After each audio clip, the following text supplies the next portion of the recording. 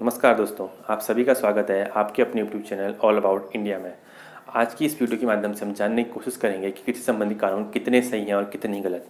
जो किसानों के आंदोलन में सम्मिलित शीर्ष नेता हैं, जो मांग कर रहे हैं कृषि कानूनों को पूरी तरीके से वापस लेना चाहिए, क्या वो मांग वाकई में सही है या कृषि कानूनों में आवश्यक संशोधन करना ही पर्याप्त नहीं होगा? क्योंकि अगर कृषि संबंधी कानून जो लाए गए उनमें पर्याप्त संशोधन कर दिए जाएं तो वो कानून पूरी तरीके से किसानों के हित में है, हमें जानने की कोशिश करेंगे इस वीडियो के माध्यम से। तो जो पहला बिल था 2020 में जो लाए गए थे 3 कृषि कानून में से पहला बिल था farmer bill, produce state commerce proton and facilitation bill 2020। इस बिल के माध्यम से ये कहा गया है कि जो स्टेट गवर्नमेंट और फार्मर के बीच में जो एक किसान मंडी है, एपीएमसी जिन्हें कहा जाता है, एग्रीकल्चर प्रोड्यूस मार्केट कमिटीज़, इन मार्केट कमिटीज़ के माध्यम के साथ साथ एक प्राइवेट कंपनीज़ को ये अलाउ कर दिया गया है कि वो डायरेक्टली किसानों से उनके उत्पाद को खरीद सकते हैं और उसे अपने तरीके से यूज कर सकते हैं।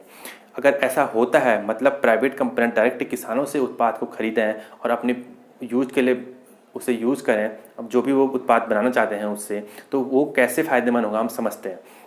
क्योंकि अगर APMC agriculture produce market committees जो बीच में बिचौलिए हैं, मतलब ये किसानों के और गवर्नमेंट के बीच में ऐसे बिचौलिए हैं जो किसानों से प्रोड्यूस को खरीदती हैं और गवर्नमेंट को बाद में परचेज कर देती है।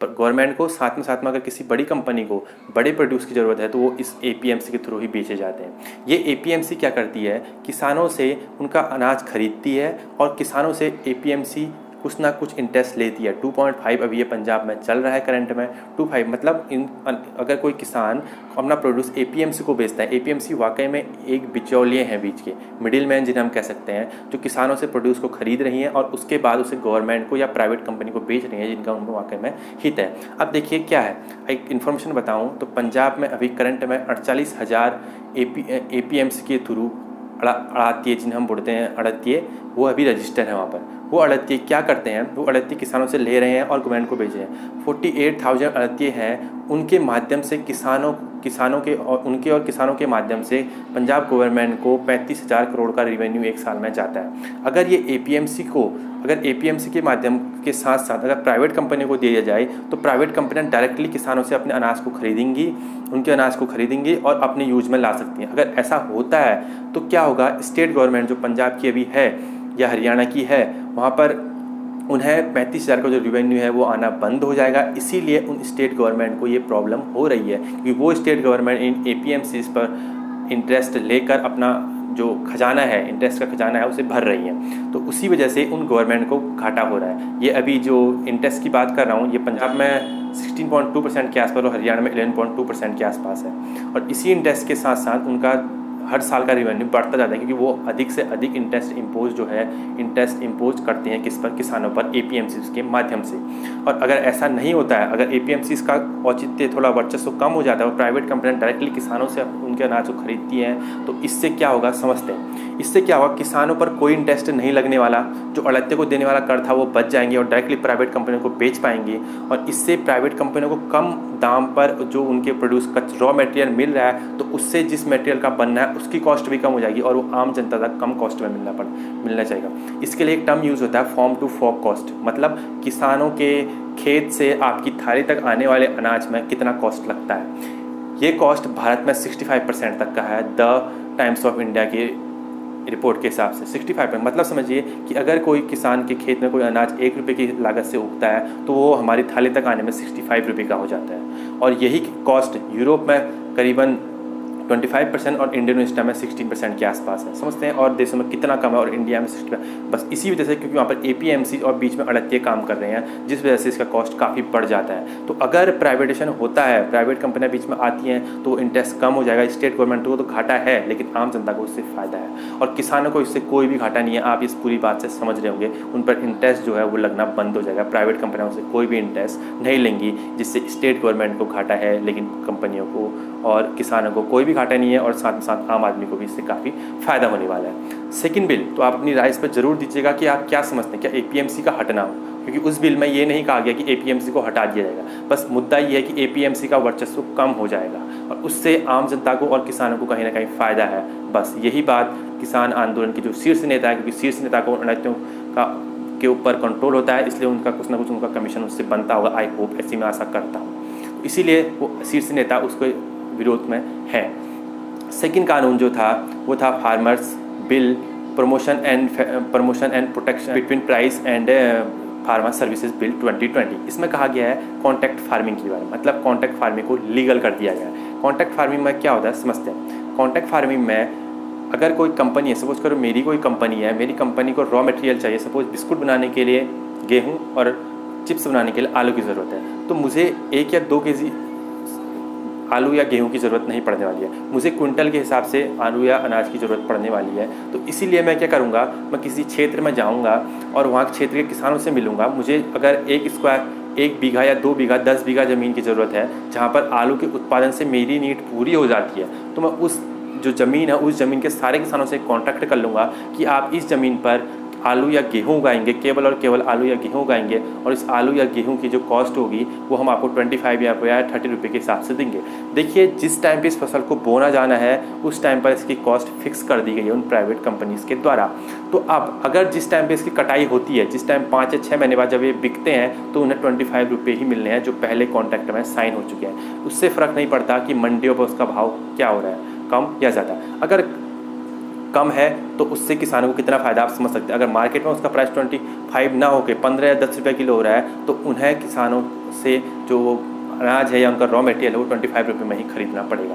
तो इससे किसानों की आय एक मेंटेन होकर चलेगी। उन्हें इस चिंता का विषय नहीं कर उससे उन्हें चिंता नहीं करनी है कि उनका रेट क्या मिलना है। उन्हें 25 रुपया मिलना है जो कॉन्ट्रैक्ट में पहले ही साइन हो चुका है, तो वो उन्हें मिलेगा ही मिलेगा। तो ये पूरी तरीके से किसानों के हित में है। और सेकेंड बात जो फर्स्ट बिल में कही गई थी, थोड़ा मैं बताना भूल गया था, उसमें ये कहा जा रहा है कि एमएसपी मिलना बंद हो जाएगा। अगर एपीएमसीज हट गई तो एमएसपी मिलना बंद हो जाएगा। तो अगर ठीक है आपको लगता है एमएसपी मिलना बंद हो जाएगा, तो आप गवर्नमेंट के पास जाइए, गवर्नमेंट ओपन है कि हम आपसे संतुलन करने के लिए तैयार हैं। अगर एमएसपी आपको लगता है हट जाइए, तो आप ये कह लीजिए गवर्नमेंट से कि एमएसपी को शामिल कर लीजिए, इस बिल में लिख दीजिए कि एमएसपी मेंटेन की जाएगी। और जबकि देश के प्रधानमंत्री ये बात कह चुके हैं कि एमएसपी थी, एमएसपी है, एमएसपी रहेगी, तो ये प्रॉब्लम तो है ही नहीं कि एमएसपी हट जाएगी। तो ये मुद्दा तो एमएसपी का मैं समझता हूँ है ही नहीं। जो पूरा आंदोलन में एक ही बात कही जा रही है, सब मंडी हट जाएंगी और एपीएमसी हट जाएगी और एमएसपी हट जाएगी, तो ये तो मैटर करता ही नहीं है। ओके, थर्ड बिल है जो है स्टोरेज के बारे में, जिसमें एसेंशियल कमोडिटी अमेंडमेंट बिल 2020। इस बिल में कहा गया है कि सबसे पहले ये बिल लाया गया था 1955 में। इसमें कहा गया था कि अनाज का या दालों का या आलू का या पल्सेस का, इंपोर्टेंट जो ऑयल का भंडारण नहीं किया जा सकता है किसी भी प्राइवेट कंपनी के द्वारा या बिजनेसमैन के द्वारा। लेकिन इस बिल के माध्यम से कह दिया गया है कि अनाजों का, दालों का, पोटैटो यानी आलूओं का या तेलों का भंडारण किया जा सकता है। अब अगर इसमें बात की है कि अगर आपको लगता है कि भंडारण से कालाबाजारी को बढ़ावा मिलेगा, तो आप उस भंडारण को, कालाबाजारी को रोकने के लिए भंडारण से निकलने वाली जो सामान निकलेगा आवश्यकता के समय, उसका रेट फिक्स कर दीजिए। अगर अभी कुछ रेट चल रहा है तो उसके 10% या 5% के बाद ही ये भंडारण में से निकलेगा। ऐसा आपको कुछ फिक्स करना चाहिए, आपको इस संशोधन की मांग करनी चाहिए, ना कि ये बिल पूरा गलत है। क्योंकि समझिए, सपोज कीजिए हमारे जो सुदूरवर्ती क्षेत्र हैं, चाहे पिथौरागढ़ का एरिया जो बॉर्डर से लगा हुआ है, अगर कोई आपदा पिथौरागढ़ के एरिया में आती है, उत्तराखंड का एक छोटा सा जिला है जहाँ पर आपदा आती है, तो वो पूरा जिला कट जाता है। उस जिले के सुदूरवर्ती क्षेत्र अपने डिस्ट्रिक्ट से कट जाते हैं, डिस्ट्रिक्ट हेडक्वार्टर जो है उससे कट जाते हैं। तो उस दौरान वहाँ पर बिकने वाला जो सामान है वो काफ़ी हाई रेट में होता है। एक पिछली बार मैंने एक न्यूज़ पढ़ी थी कि 180 रुपया यानी 180 रुपया केजी के हिसाब से वहाँ पर आटा बिक रहा था। सपोज कीजिए अगर वो भंडारण होता वहाँ पर, उसे हेडक्वार्टर से ना लाना पड़ता, तो उन्हें उस किस रेट पे वो मिल रहा होता? क्या वो कम रेट पे नहीं मिल रहा होता? बस गवर्नमेंट को ये करना चाहिए, इसमें से जो कालाबाजारी रोकने के लिए उसकी मांग रेट को है फिक्स कर देना चाहिए। इससे भंडारण की आवश्यकता जो हमारी होती है ज़रूरत के समय, आपदा के समय या किसी इमरजेंसी के समय, वो पूरी होगी। ये बिल भी कहीं ना कहीं आम जनता के हित में है, बस कालाबाजारी को रोक दिया जाए तो इन तीनों बिलों में मैं लास्ट में यही कहूँगा, आवश्यक संशोधन की आवश्यकता है, ना कि इन्हें पूरी तरीके से वापस लेने की। आप इस बारे में क्या समझते हैं, अपनी राय ज़रूर दीजिएगा।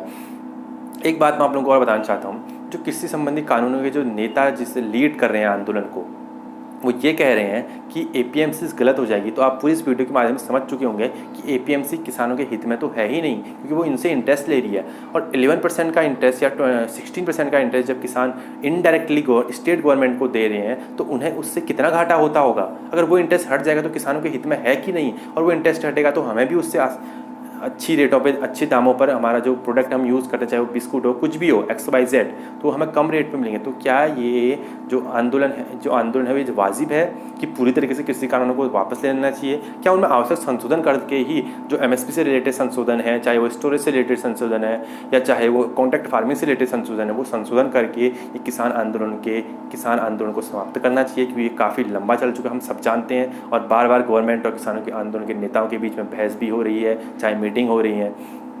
और एक इंटरेस्टिंग बात और है, IMF इंटरनेशनल मॉनेटरी फंड की जो चीफ हैं गीता गोपीनाथ, वो ये कह चुकी हैं कि फार्मर रिफॉर्म जो इंडिया के गवर्नमेंट के द्वारा लाए गए हैं, they are very beneficial to the Indian farmers, they will help to increase the income of the Indian farmers in future. क्योंकि अगर घटा दिया जाए, APMCs को के थ्रू ना जाकर प्राइवेट कंपनी के थ्रू आ जाए, तो उन्हें अच्छा दाम मिलने की पॉसिबिलिटी हो सकती है, ये IMF की चीफ भी कह चुकी हैं। तो आप बताइएगा ये वीडियो आपको कैसी लगी। अगर आप इस बात से सहमत हैं तो कमेंट कीजिएगा, लाइक कीजिएगा, शेयर कीजिएगा और चैनल को जरूर सब्सक्राइब कर लीजिएगा।